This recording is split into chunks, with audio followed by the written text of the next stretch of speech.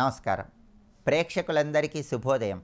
ముందుగా ప్రేక్షకులందరికీ మహర్నవమి పర్వదిన శుభాకాంక్షలు.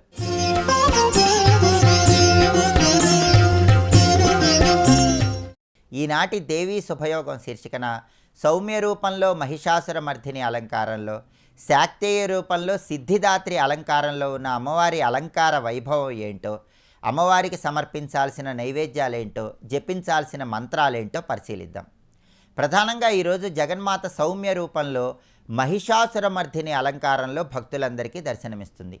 ఈ మహిషాసురమర్ధిని అలంకారాన్ని మనం పరిశీలిస్తే ఈ అలంకారంలో జగన్మాత అష్టాదశ భుజాలతో భక్తులకు దర్శనమిస్తుంది. అంటే 18 భుజాలను కలిగి ఉండి ఈ 18 భుజాలలో రకరకాలైన ఆయుధాలను ధరించి ఉంటుంది.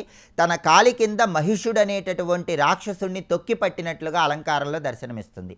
ఈ అలంకారంలో ఉన్న అంతరార్థాన్ని పరిశీలిస్తే మనలో ఉన్నటువంటి మహిష గుణాలు, అంటే మనలో ఉన్నటువంటి తమో గుణాలు తొలగింపజేసుకోమని ఈ అలంకారంలో ఉన్నటువంటి అంతరార్థంగా ప్రతి ఒక్కరూ గుర్తించాలి. అలాగే మహిషాసురమర్ధిని అమ్మవారి సంపూర్ణమైన అనుగ్రహం కలిగి శత్రుబాధలు, దృష్టి దోషాలు తొలగింపజేసుకోవటానికి ఇంట్లో దీపారాధన చేశాక అపర్ణ చండిక చండముండాసుర నిషూదిని అనే మంత్రాన్ని వీలైనన్ని సార్లు పఠించాలి. మహిషాసురమర్ధిని అమ్మవారి అనుగ్రహం కోసం వడపప్పు, పానకము, పులిహోర అమ్మవారికి నైవేద్యంగా సమర్పించి వాటిని ప్రసాదంగా స్వీకరించాలి. అలాగే ఈరోజు శాక్తేయ రూపంలో జగన్మాత సిద్ధిదాత్రి అలంకారంలో భక్తులందరికీ దర్శనమిస్తుంది. ఈ సిద్ధిదాత్రి అలంకార వైభవాన్ని మనం పరిశీలిస్తే దేవీ భాగవతం బ్రహ్మవైవర్త పురాణం ప్రకారం అష్టాదశ సిద్ధులు ఉన్నాయి, అంటే 18 సిద్ధులు ఉన్నాయి. అలాగే అష్టసిద్ధులను కూడా చెప్పారు. అణిమ, గరిమ, మహిమ, లఘిమ, ప్రాప్తి, ప్రాకామ్య, ఈసిత్వ, వసిత్వ అని 8 రకాలైన సిద్ధులు ఉన్నాయి. సాక్షాత్తు పరమేశ్వరుడు కూడా సిద్ధిదాత్రి అమ్మవారిని ధ్యానం చేయటం వల్లే అష్టసిద్ధులను పొందాడని పురాణాల్లో చెప్పడం జరిగింది. సిద్ధిదాత్రి అమ్మవారి అనుగ్రహం కలిగినట్లయితే రకరకాలైనటువంటి సిద్ధులను అందిపుచ్చుకోవచ్చు, సకల శుభాలను సిద్ధింపజేసుకోవచ్చు. సిద్ధిదాత్రి అమ్మవారి అనుగ్రహం కలగాలంటే ఇంట్లో దీపారాధన చేశాక సిద్ధ గంధర్వ యక్ష్యాద్యై రసురై రమరైరపి సేవ్యమానాం సదాభూయాత్ సిద్ధిదా సిద్ధిదాయిని అనే ధ్యాన శ్లోకాన్ని పఠించుకోవటం, సిద్ధిదాత్రి అమ్మవారికి పాయసానాన్ని నైవేద్యంగా సమర్పించి దాన్ని ప్రసాదంగా స్వీకరించడం ద్వారా సిద్ధిదాత్రి సంపూర్ణమైన అనుగ్రహం కలుగుతుంది. అలాగే ఈరోజు మహర్నవమికి ఒక ప్రత్యేకత ఉంది. భగీరథుడు దివి నుంచి భూమికి గంగను తీసుకొచ్చినటువంటి రోజు కాబట్టి ఈ మహర్నవమికి సిద్ధిద అనే పేరుంది. మనం ఏదైనా మంత్రం జపించుకుంటే ఆ మంత్ర సిద్ధిని పొందటానికి కూడా మహర్నవమి విశేషంగా సహకరిస్తుంది. కాబట్టి మంత్రాన్ని వీలైనన్ని సార్లు ఎక్కువ సార్లు జపించుకోవటం ద్వారా తొందరగా మంత్రసిద్ధిని పొందటానికి కూడా ఈ మహర్నవమి విశేషంగా సహకరిస్తుంది. ఇలా సౌమ్య రూపంలో మహిషాసురమర్ధిని అలంకారంలో, శాక్తేయ రూపంలో సిద్ధిదాత్రి అలంకారంలో అమ్మవారిని దర్శనం చేసుకుని అమ్మవారి సంపూర్ణమైన అనుగ్రహానికి ప్రతి ఒక్కరూ సులభంగా పాత్రలు కండి. రేపటి దేవి శుభయోగం శీర్షికన రాజరాజేశ్వరీదేవి అలంకారంలో సౌమ్య రూపంలో, శాక్తేయ రూపంలో భ్రమరాంబికాదేవి అలంకారంలో ఉన్న అమ్మవారి అలంకార వైభవం ఏంటో, విజయదశమి పర్వదిన విశిష్టత ఏంటో పరిశీలిద్దాం. నమస్కారం.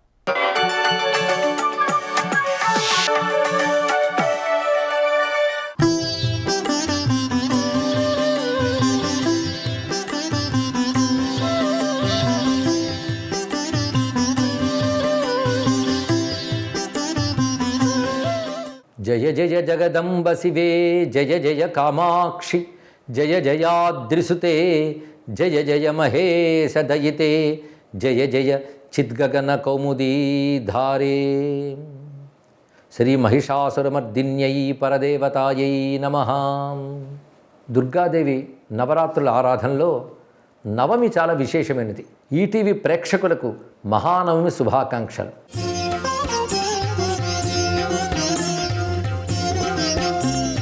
ఇక్కడికి వచ్చేటప్పటికల్లా మొత్తం పరిపూర్ణ స్థితి ఏర్పడుతున్నది. సాధారణంగా నవసంఖ్య పూర్ణత్వానికి సంకేతం.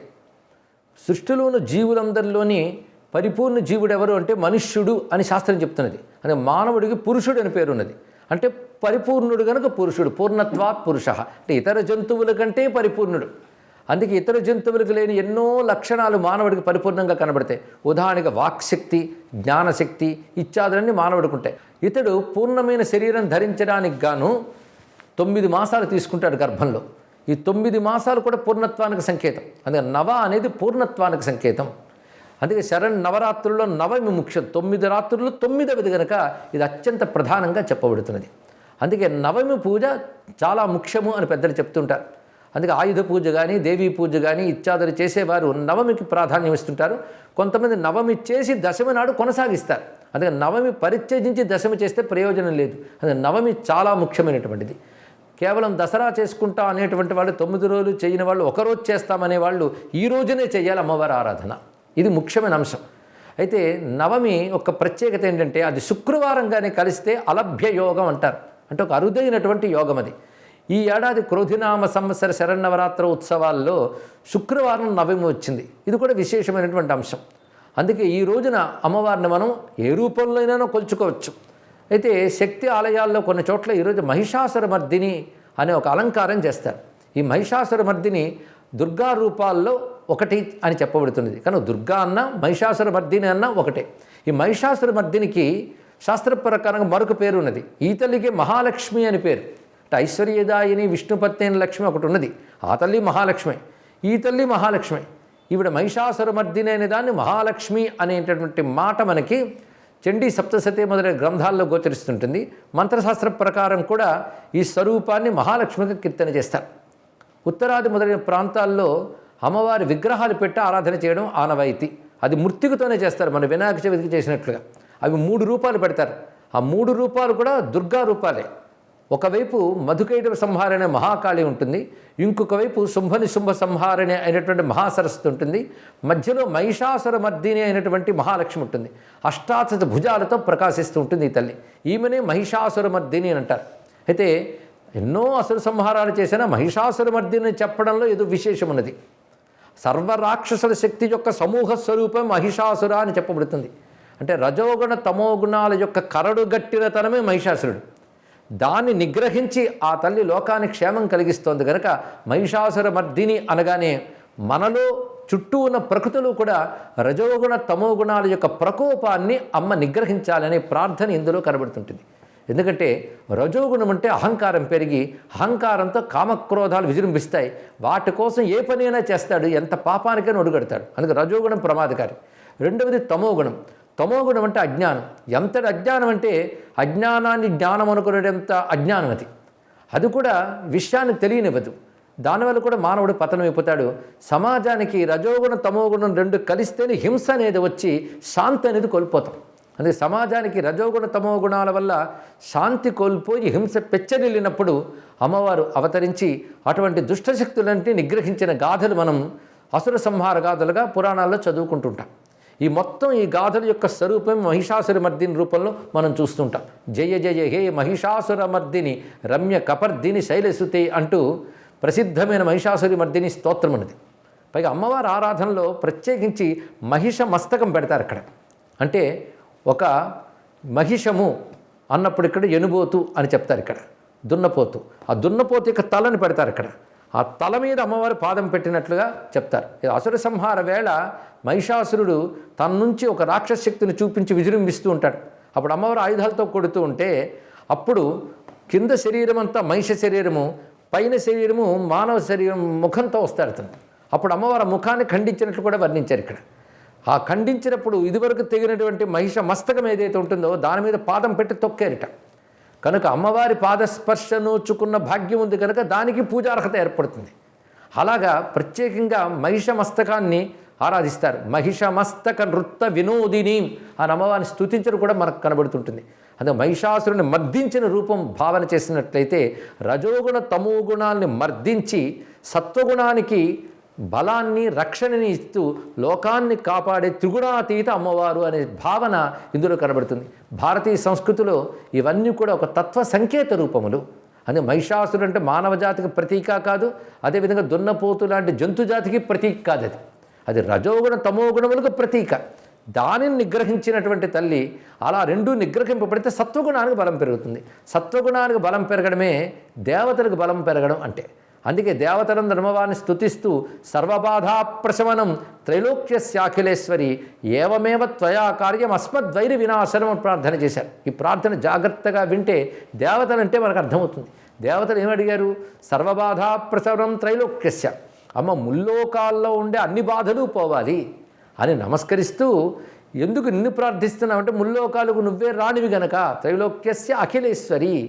అంతేకాదు ఏవమేవ త్వయా కార్యం అస్మద్వైరి వినాశం, మా శత్రువుల్ని సంహరించు అని అడిగారు. అంటే ముల్లోకాలకి ఎవరు కీడు తలపెడతారో వారి శత్రువులు.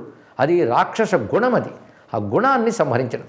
ఇది తెలియాలంటే భగవద్గీతలో 16వ అధ్యాయంలో దైవాసుర సంపద్విభాగ యోగం అని పెద్ద అధ్యాయం ఉంది. అందులో అసురు గుణాలన్నీ వర్ణిస్తారు, దైవీ గుణాలన్నీ వర్ణిస్తారు. ఇవి ఒక పాత్రలు కాదు, వ్యక్తులు కాదు, అవి గుణములు. అలాంటి ఆసురీయ గుణములను మనం నిగ్రహించుకునే ప్రయత్నం చేయాలి సత్వగుణంతో.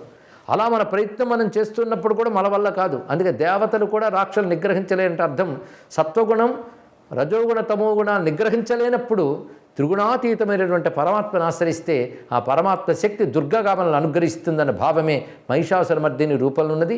ఈ మహిషాసురమర్దిని సనాతన ధర్మానికి, భారతదేశానికి క్షేమం కలిగించుగాక. స్వస్తి.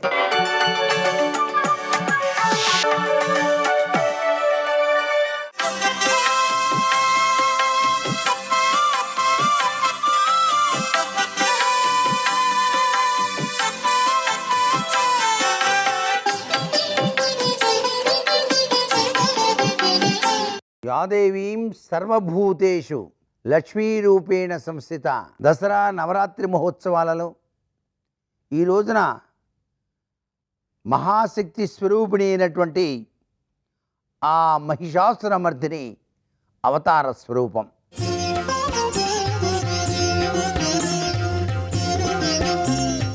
మహిషుడు అనే రాక్షసుణ్ణి సంహరించి అందరినీ కూడాను ఆశీర్వదించినటువంటి మహోన్నతమైనటువంటి తత్వచింతన. ఆ తల్లి అనురాగవల్లి ఏ పేరున పిలిచినా కూడాను పలుకుతుంది. అందుకే గిరిజా కైమవతీ ఉమా గిరిసుత క్లింకారిణి ఎద్రిజా పరమా పావని త్రినయనా పర్ణా పరా శైలజా, ఏ పేరున పిలిచినన్ పలుకుమా మా బోంట్లతో శంకరీ. దేవీ ఖడ్గమాల స్తోత్రం అద్భుతంగా 9 సార్లు చదవాలండి ఈరోజు. ఆ మహిషాసురమర్దిని శ్లోకాన్ని కూడా చదవాలి. ఆ చక్కని తల్లిని మనమంతా కూడాను త్రికరణ శుద్ధితో పూజ చేద్దాం. మహిషాసురమర్దిని ఎవరైతే పూజ చేస్తారో వారికి వృత్తి, ఉద్యోగ, వ్యాపారాల్లో ఎటువంటి ఆటంకాలు కలగకుండా చక్కటి యోగవంతమైనటువంటి ప్రభావంతో జీవితాన్ని గడుపుతారు.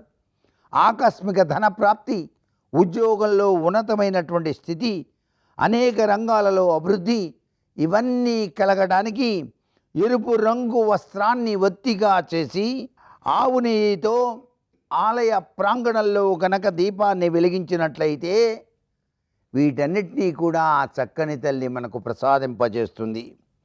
పసుపు కలిపిన నీళ్లలో నూతన వస్త్రాన్ని తడిపి ఆరబెట్టి ఆలయ ప్రాంగణంలో 5 ఒత్తులు వేసి దీపారాధన చేసినట్లయితే కుటుంబ సభ్యుల మధ్య విభేదాలన్నీ కూడాను తొలగింపబడి సంపూర్ణవంతమైనటువంటి ఆనందకరమైన జీవన విధానాన్ని కొనసాగించేటట్టుగా చేస్తుంది ఆ చక్కని మాత.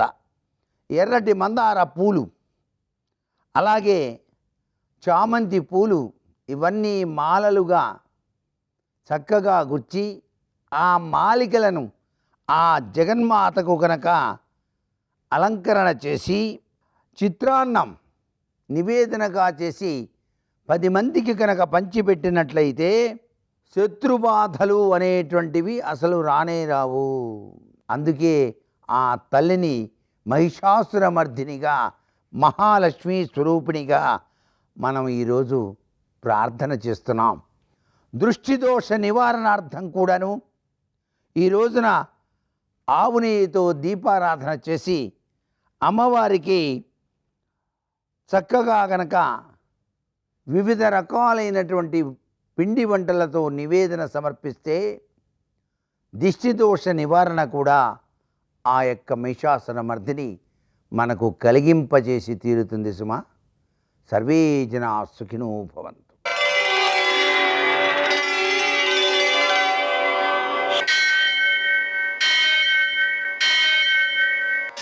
सहस्रशीर्षं देवं विश्वाक्षं विश्वशम्भुवं विश्वं नारायणं देवमक्षरं परमं पदं विश्वतः परमां नित्यं विश्वं नारायणगुं हरिं विश्वमेवेदं पुरुषस्तद्विश्वमुपजीवति पतिं विश्वस्यात्मेश्वरं शाश्वतं शिवमच्युतं नारायणं महाज्ञेयं विश्वात्मानं परायणम्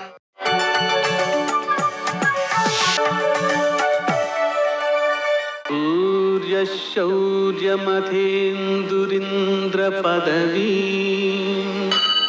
सन्मङ्गलं मङ्गलम् లక్ష్మీం క్షీరసముద్రరాజతనయాం శ్రీరంగధామేశ్వరీం దాసీభూతసమస్తదేవవనితాం లోకైకదీపాంకురాం శ్రీమన్మందగడాక్షలబ్ధవిభవ బ్రహ్మేంద్రగంగాధరాం త్వాం త్రైలోక్యకుటుంబినీం సరసిజాం వందే ముకుందప్రియాం.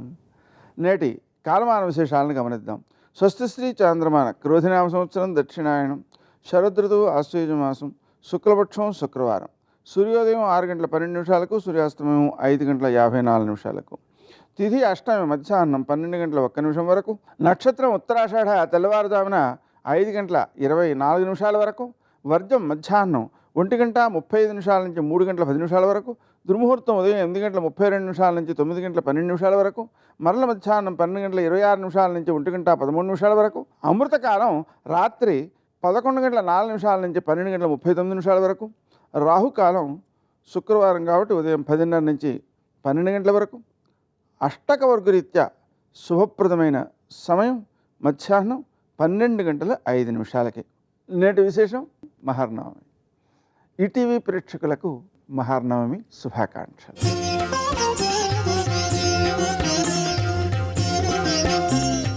నేటి విశేషం శుక్రవారం కాలాష్టమి, అలాగనే ఆయుధ పూజ. నవరాత్రులలో మనం ఏ వస్తువులను వృత్తిలో వినియోగించుకుంటున్నామో ఆ వస్తువులను అన్నిటినీ కూడా దైవస్వరూపాలుగా భావన చేసి పూజ చేయడం అన్నమాట. రాజులు ఆయుధాలను యుద్ధంలో ఉపయోగిస్తారు కాబట్టి ఆయుధాలను పూజ చేసేవారు, రథాలకు పూజ చేసేవారు, గుర్రాలకు పూజ చేసేవారు, ఏనుగులకు పూజ చేసేవారు. అయితే వర్తమానంలో వాహనాలకు పూజ చేస్తున్నారు. అలాగే తమ వృత్తిలో ఉపయోగపడేటువంటి పరికరములు ఏవైతే ఉన్నాయో వాటికి కూడా పూజ చేస్తున్నారు. మనం ఇంట్లో వాహనాలు ఉంటే వాహనాలకు పూజ చేసుకోవచ్చు. అలాగనే వాటితో పాటుగా ఉపయోగకరమైనటువంటి వస్తువులన్నిటికీ కూడా మనం పూజ చేసుకోవచ్చు. అంటే యంత్ర రూపిణి అన్నమాట ఆ దేవి. అందుకని ఈరోజు ఆ ఆయుధ పూజ అనేటువంటిది చేస్తారు. అలాగే ఈరోజు స్వారోచిష మన్వాది ఉంది. ఆ మన్వాదికి సంబంధించి మనం 2 రకాలుగా చేస్తుంటాం అన్నమాట. మధ్యాహ్నం తర్వాత దాని ప్రభావం ఉన్నట్లయితే పితృదేవతలకు మాత్రమే వాడతాం దాన్ని. కాబట్టి ఈరోజు పితృదేవతలకు ఆరాధన చేసుకోవడానికి ఉపకరించేటువంటి స్వారోచిష మన్వాది. శరన్నవరాత్రుల్లో భాగంగా ఈరోజు మహిషాసురమర్దిని దేవిని పూజించుకుంటాం. దీని ద్వారా మనకు ఎవరైతే అపకారం చేయడానికి పూనుకుంటున్నారో వాళ్ళ శక్తులు క్షీణిస్తాయి, మన శక్తి వృద్ధి చెందుతుంది, మనకు విజయాలు సంభవిస్తాయి. నేటి ఆణిముత్యాలు.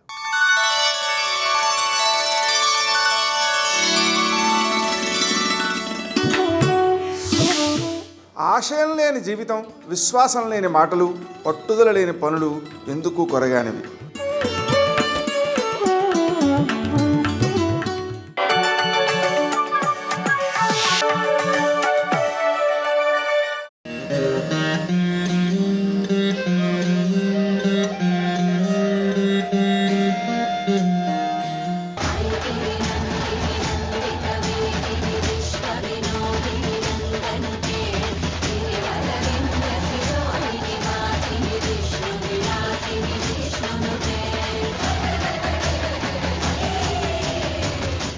సమస్త జయాల్ని అందించిన దేవదేవిని ఆరాధించే పుణ్యమైన సందర్భం మహర్నవమి. శరదృతువు ఆనందానికి, ఆహ్లాదానికి, శాంతి సహనాలకు నెలవు. జీవేతి శరదశతం, 100 శరదృతుల పాటు జీవించు అనేది శుభదీవెన. ఈ శరన్నవరాత్రుల్లో అమ్మ ఆరాధన ద్వారా ఆ శుభ దీవెన, మంగళ దీవెన నెరవేరుతుంది. విశ్వజననిగా, విజయ విలాసినిగా, విశ్వమోహినిగా అనితర సాధ్యమైన రీతిలో జగన్మాత తన శక్తియుక్తుల్ని ప్రదర్శించింది. లోకరక్షణే ఏకైక కర్తవ్యంగా రాక్షస సంహారాన్ని జయప్రదం చేసింది. రాక్షసగణ సమూహాన్ని ఏకీకృతంగా మహామాయ ఆశ్వయుజ శుద్ధ నవమి మహర్నవమి తిథినాడే సంహరించింది. జయశుభకారిణి విజయ రూపిణిగా మహర్నవమి నాడు తేజరిల్లి, విజయదశమి నాడు విజయహాసినిగా వ్యక్తమైంది. జగన్మాత అయిన పార్వతీదేవి తండ్రి హిమవంతుడు ఆమెకు సింహాన్ని బహుకరించాడు. శంఖం, చక్రం, గద, ఖడ్గం, ధనుర్బాణాలు చేతబూని రణరంగంలోకి విశ్వమాత అడుగిడింది. తామ్రుడు, భక్షుకుడు, బిడాలుడు వంటి ఎందరో రాక్షసుల్ని సమరంలో సంహరించింది. 9వ నాడు దుర్భరుడు, త్రినేత్రుడు, అంధకాసురుడు అనే రాక్షసుల్ని సంహరించాక మహిషాసురుడు రంగంలోకి దిగాడు. జగన్మాత సహస్ర బాహువులతో, సహస్ర ఆయుధాలతో మహిషాసురుడిపై విరుచుకుపడింది. మాయా రూపాల్ని ధరించగల మహిషుడు ఎన్నో రూపాల్ని ధరించాడు. చివరకు మహిష రూపాన్ని ధరించాడు. ఆ రూపంలో మహిషుణ్ణి మహాదుర్గ వధించింది. 100 అంచులున్న చక్రాయుధంతో మహిషుడి తల తెగనరికింది. లోకానికి ఎన్నో ఆనందాల్ని ప్రసాదించింది. ఈ విజయ వృత్తాంతాన్ని మార్కండేయ పురాణం విస్తారంగా వివరించింది. మహిషుణ్ణి లోకమాత వధించిన అలనాటి రోజు ఆశ్వయుజ శుద్ధ నవమి. అదే మహానవమి, మహర్నవమి. మహర్నవమి పర్వదినమే విజయదశమికి ప్రాతిపదిక. నవమి నాడు నిన్ను స్తుతియింతుము శ్రీమాతగా, దశమి నాడు వర్ధిల్లుదువు అపరాజితగా, నిన్ను నమ్మిన భక్తులకు నీవే జగదేకమాత అంటూ భక్తులు సభక్తికంగా మహిషాసురమర్ధిని ముంగిట ప్రణవిల్లుతారు. మహిషశ్చైచ విద్మహే జగన్మాత్రే చ ధీమహి తన్నో శ్రీమాత ప్రచోదయాత్ అనే మంత్రం మహిషాసురమర్ధిని గాయత్రి మంత్రం. మహిషాసురమర్ధిని స్తోత్రం, చండీ ఖడ్గమాల స్తోత్రాన్ని పఠించాలి. ఓం శ్రీ సకల జన సమ్మోహిని మహాదేవి నమస్తుభ్యం అనే మంత్రాన్ని 111 సార్లు స్మరించుకోవాలి. ఎర్ర గన్నేరు, బిల్వదళాలు, సన్నజాజులు, తెల్ల గులాబీలు, నందివర్ధనాలు, చిట్టి చేమంతులు, సంపెంగలు, జమ్మి పత్రాలు, ఎర్రటి అక్షతలతో మహిషాసుర మర్దినిని పూజించాలి. గారెలు, పానకం, వడపప్పు, పులిహోర, నువ్వుల అన్నం, సొంటి పొడి వంటి పదార్థాల్ని ప్రత్యేకంగా నివేదన చేయాలి. వివిధ రకాల సమస్యల నుంచి పరిష్కారాన్ని అమ్మవారి అనుగ్రహం ద్వారా అందుకోవడానికి శుభతరుణం. వాహన ప్రమాదాల నివారణకు వాహనాలకు మందార పువ్వుల మాలికలు అలంకరించాలి. చేపట్టిన పనుల్లో ఆటంకాలు నివారించటానికి ఎర్రటి పుష్పాలతో మహాశక్తిని ఓం శ్రీ మహిషాసురమర్దిని శరణం మమ అంటూ పూజించాలి. అనారోగ్య సమస్యల నివారణకు రాహుకాల సమయంలో నిమ్మడొప్పలలో ఆవు నెయ్యతో రాహుకాల దీపాల్ని వెలిగించాలి.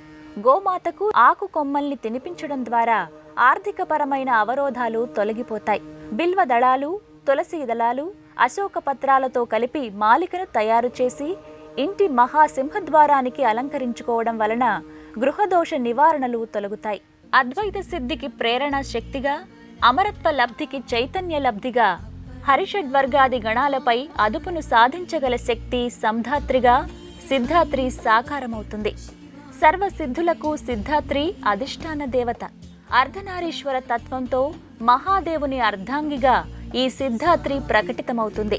అనిమ, లగిమ, ప్రాప్తి, ప్రాకమ్య, మహిమ, ఇష్టాంతం, వసిత్వం, సర్వకామం, సర్వజ్ఞం, దురరేవణ, పరాకాయ, ప్రక్మ, కల్పవృక్షత్వ సంహార కారణ, సర్వనాయకత్వ, భౌమ, అమరత్వ ఇలా ఎన్నో సిద్ధులన్నీ సిద్ధాత్రి అనుగ్రహం వల్ల చేకూరుతాయి. సిద్ధిదాత్రి స్మరణ, ఆరాధన, ధ్యాన, పూజాదికాలు భక్తులందరికీ సర్వోన్నతిని కలిగిస్తాయి.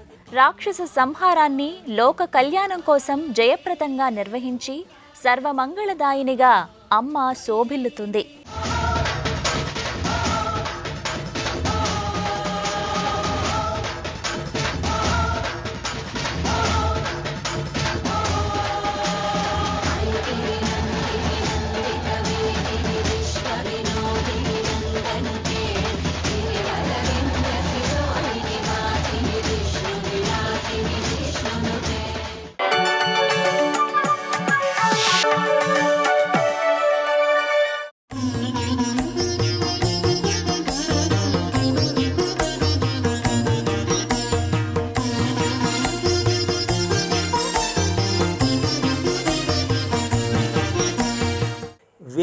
వేళ్ళుంటాయి అంటుంటారు ద్రవిడ దేశంలో. వేళ్ళని ప్రత్యేకంగా శూలాన్ని పెట్టి పూజ చేస్తారు, ఆయుధాన్ని.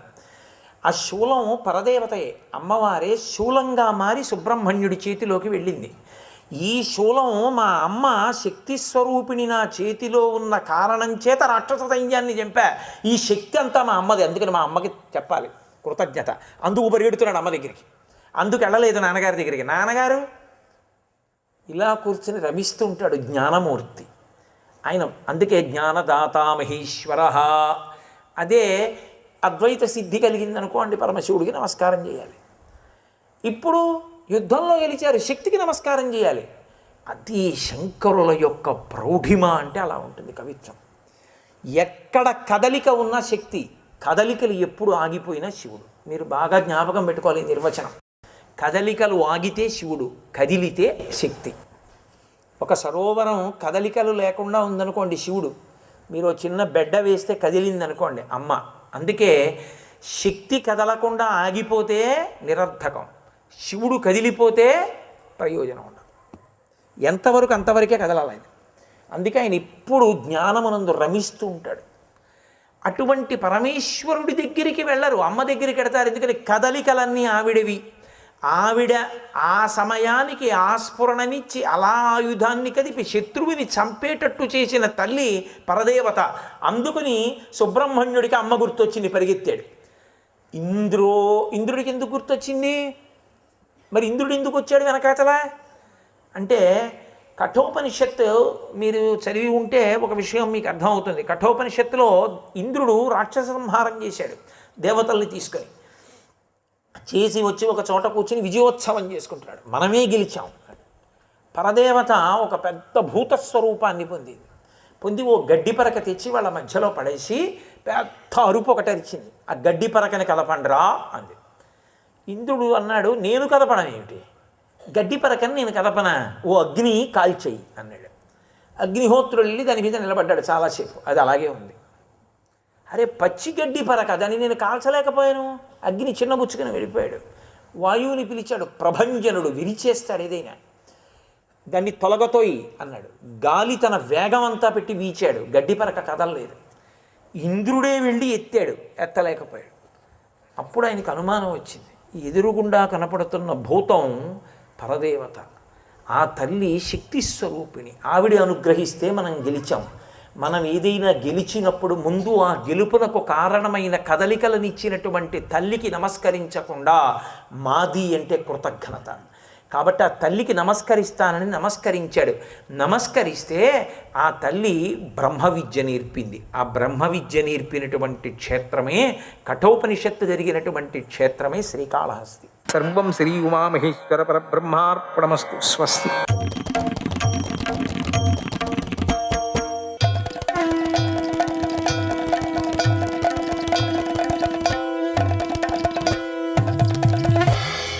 కాత్యాయని మహామాయే భవానీ భువనేశ్వరి సంసారసాగరే మగ్నం మాముద్దర కృపామయే బ్రహ్మ విష్ణు శివారాధ్యే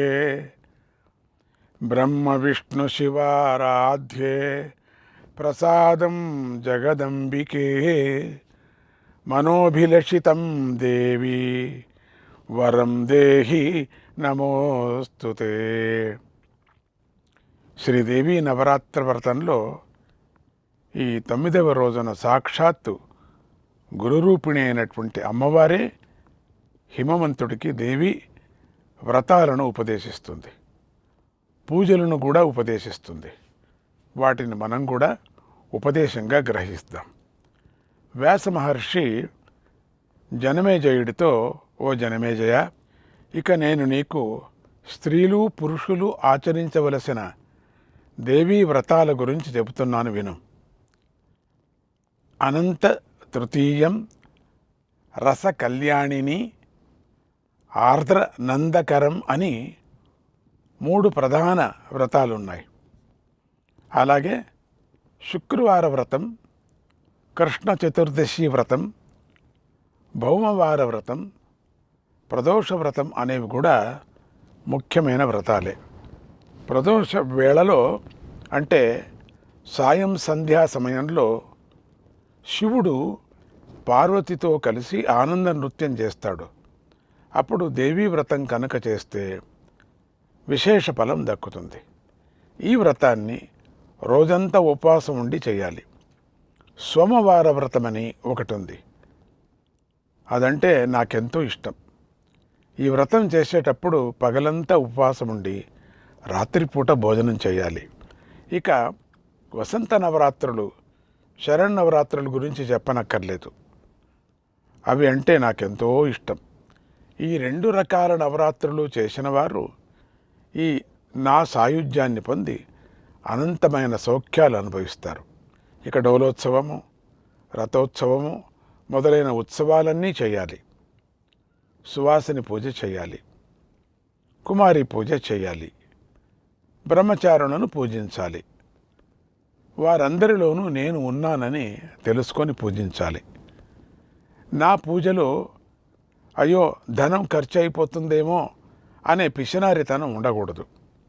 ప్రతి సంవత్సరం ఈ ఉత్సవాలను జరిపిస్తూ నన్ను పూజించేవారు నాకెంతో ప్రియులవుతారు. ఓ హిమవంత, నాకు ఏవైతే ఇష్టమై ఉన్నాయో వాటన్నిటినూ నేను చెప్పేశాను. వాటిని భక్తి శ్రద్ధలతో ఆచరిస్తే నేను ప్రసన్నురాలని అవుతాను. ఇది రహస్యమైన విషయం కనుక దీనిని శిష్యుడు కాని వాడికి చెప్పకు, భక్తుడు కాని వాడికి చెప్పకు.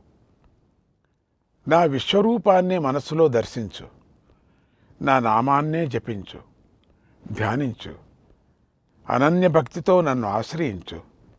యజ్ఞాలు చెయ్యి, తపస్సు చెయ్యి, దాన ధర్మాలు చెయ్యి, అహంకారము మమకారాలను జయించు. నన్ను సంతోషపెట్టి భవబంధాలను తొలగించుకొని మోక్షం పొందు. మత్పరాయే మదాసక్త చిత్తా భక్త వరామతాః ప్రతిజానే భవాదస్మాత్ ఉద్ధారామ్య చిరేణతు. ఉద్ధారామ్య చిరేణతు. నాయందే తమ చిత్తాన్ని నిలిపి, నాయందే తమ ప్రాణాలు నిలుపుకొని ఉన్న నా భక్తులు ఎవరైతే ఉంటారో వారిని నేను తప్పకుండా ఈ ఘోరమైన సంసారం నుండి వెంటనే ఉద్ధరిస్తాను. నా భక్తులను నేను గుర్తుపెట్టుకుంటాను. వారిని ఉద్ధరించటంలో ఏ కొంచెమో ఆలస్యం చెయ్యను. నేను కర్మలో కూడి ఉన్న ధ్యానానికి, భక్తితో కూడి ఉన్న జ్ఞానానికి మాత్రమే తేలికగా దొరుకుతాను.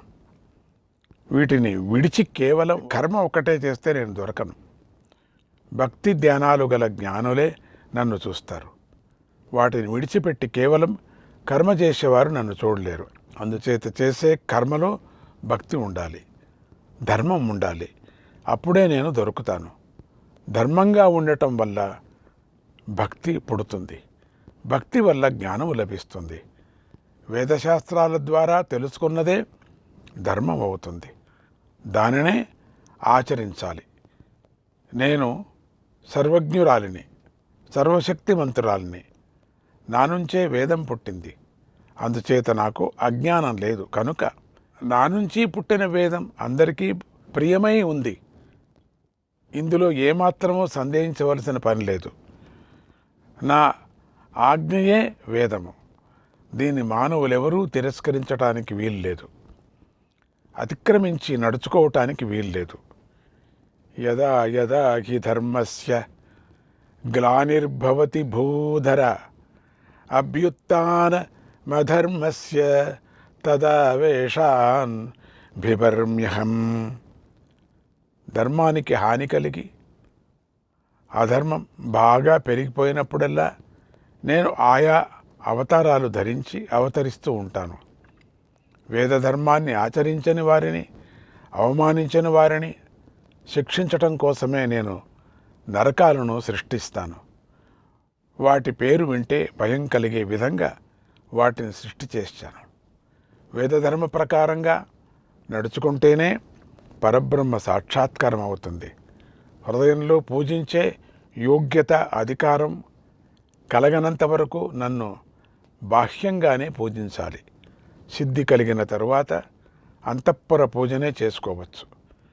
నన్ను బాహ్యంగా ఇలా పూజించాలి. తెల్లవారుజామునే లేచి శిరస్సు యందు పద్మం ఉన్నట్లుగా భావించి స్మరించాలి. ఆ పద్మంలో గురుమూర్తిని ధ్యానించాలి. ఆ తర్వాత కుండలినీదేవిని ఈ శ్లోకంతో ధ్యానించాలి. ప్రకాశమానం ప్రథమే ప్రయాణే ప్రతి ప్రయాణే అమృతాయ అంతః పదవ్యామనుసంచరంతిం ఆనందరూపామబలాం ప్రపద్యే. తర్వాత స్నానము, నిత్య పూజలు అయిన తర్వాత నన్ను హృదయంలో ధ్యానించాలి. శరీరంతో సహా తన సర్వస్వాన్ని నాకు అర్పించిన భక్తుడుంటే నాకు చాలా ఇష్టం. నన్ను అర్చించిన వారికి లభించనిదంటూ ఏదీ ఎక్కడ ఎప్పుడూ ఉండదు. మరణించిన తర్వాత దేవీ స్వరూపులుగా మారుతారు. వారికి దేవతలే దండాలు పెడతారు అని అమ్మవారు హిమవంతుడికి చేసిన బోధను వ్యాస మహర్షి జనమేజయుడికి ఉపదేశించాడు. అందరూ పరాభక్తిని కలిగి ఉండండి. పరాభక్తి కలిగి ఉంటే పరాశక్తి అనుగ్రహం కలుగుతుంది. పరాభక్తినే ఎందుకు పట్టుకోవాలి అంటే ముందు భక్తి గురించి తెలుసుకోవాలి. కనుక భక్తిలో గల రకాలను తెలుసుకుందాం. ప్రధానంగా కర్మ, జ్ఞాన, భక్తి యోగాలని 3 యోగాలు ఉన్నాయి. వాటిలో భక్తి యోగం అందరికీ అందుతుంది. అందరూ ఆచరించటానికి వీలుగా ఉంటుంది. ఇది కర్మయోగము. జ్ఞానయోగాల కన్నా చాలా సులభంగా ఉంటుంది. ఈ భక్తి యోగంలో శరీరాన్ని కష్టపెట్టుకోవటం ఉండదు. చిత్తాన్ని నిరోధించుకోవటం వంటి కష్టాలు కూడా ఉండవు. కనుక అందరూ భక్తి కలిగి ఉండాలి. భక్తిని పెంచుకోవాలి. ఈ భక్తిలో మళ్ళీ సాత్విక భక్తి, రాజస భక్తి, తామస భక్తి అని 3 రకాల భక్తులున్నాయి. అవి ఇలా ఉన్నాయి.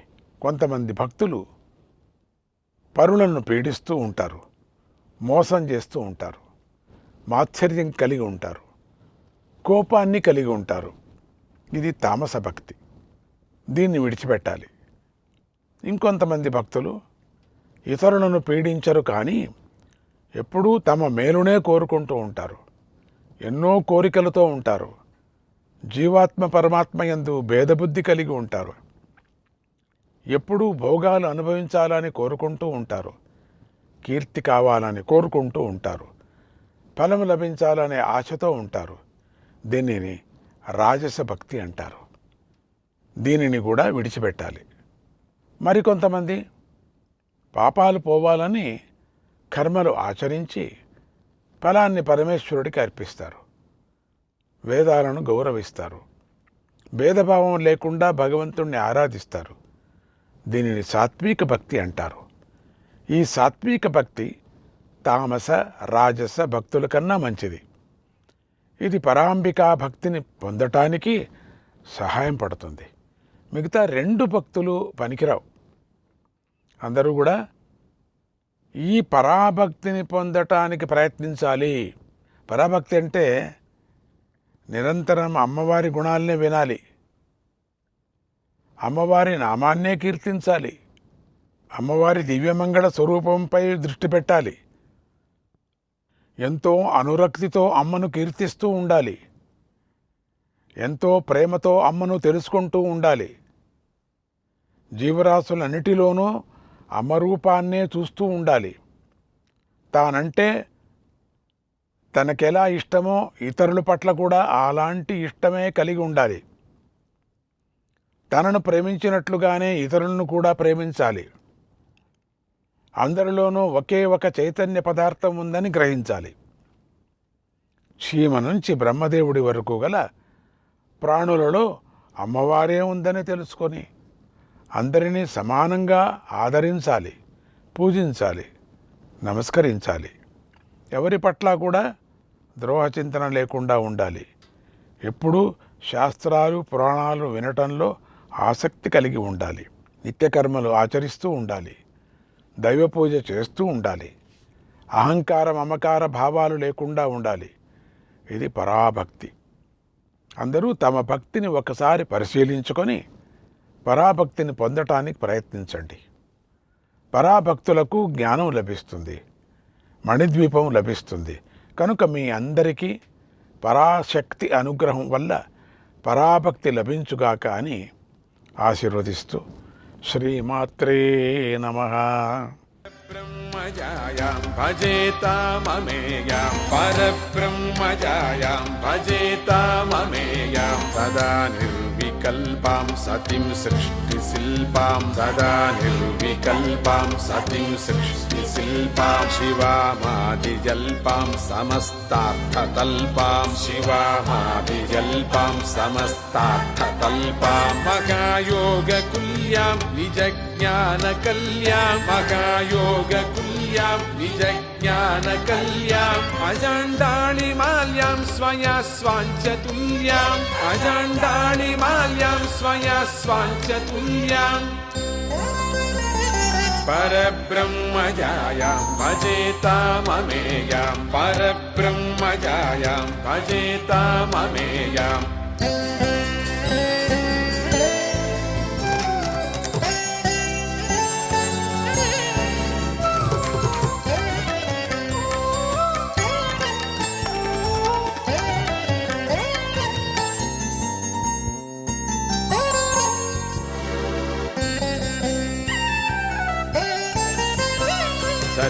సతీమీశీర్ణాం సతిం తత్వపూర్ణాం సతీమీశీర్ణాం సతిం తత్వపూర్ణాం స్వయం దేహభక్త్య జగద్దత్తవర్ణాం స్వయం దేహభక్త్య జగద్దత్తవర్ణాం త్రైజ్ఞానదాత్రిం మహాకార్యకర్త్రీం త్రైజ్ఞానదాత్రిం మహాకార్యకర్త్రీం అనంతోరురూపాం సమస్తాణుగోపాం అనంతోరురూపాం సమస్తాణుగోపాం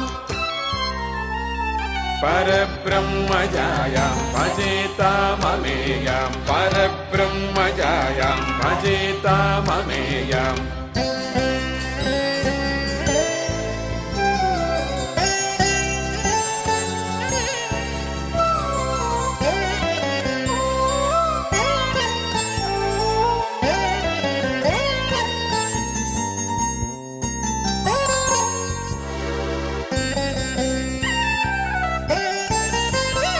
సదా ప్రత్యణుస్థాం తథాప్య ప్రబోధ్యాం సదా ప్రత్యణుస్థాం తథాప్య ప్రబోధ్యాం నవద్వంద్వపీఠాం దయాసారవృత్యాం నవద్వంద్వపీఠాం దయాసారవృత్యాం గురుస్మేరభానాం చిరం హృన్నిదానం గురుస్మేరభానాం చిరం హృన్నిదానం సదా సచ్చిదానం దదాం శ్రీనిదానం సదా సచ్చిదానం దదాం శ్రీనిదానం